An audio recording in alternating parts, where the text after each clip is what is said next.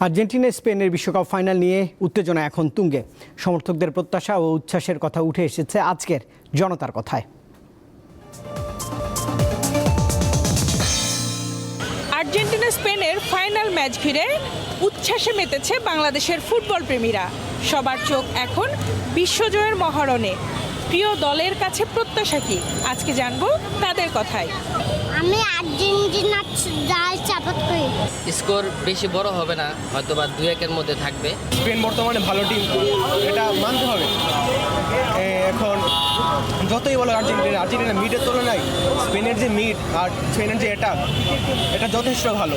Final একটা match তো ওইখানে একটু বেশি হাড্ডাহাড্ডি খেলা। ফাইনাল ম্যাচ হারেও আমরা এনজয় করব, কিন্তু আমরা আশাবাদী আমরা ফাইনাল ম্যাচ জিতবো। এখনো কনফিডেন্ট যে কাপ আমরাই পাবো। 3 স্টারের জায়গায় 4 স্টার আমাদের হবে। ফেভারিট প্লেয়ার অবশ্যই মেসি, তো তার কাছে প্রত্যাশা সে 2টা গোল করবে এবং গোল্ডেন বুটটাও তার দখলে থাকবে। মেসির কাছ থেকে প্রত্যাশা হচ্ছে মেসি গোল্ডেন বুট সাথে গোল্ডেন বল দুটাই যেন হবে। সামনের ম্যাচটা অনেক এনজয় করব এবং আর্জেন্টিনার প্রতি অনেক আশা আছে, তারা হয়তো আমাদেরকে নিরাশ করবে না।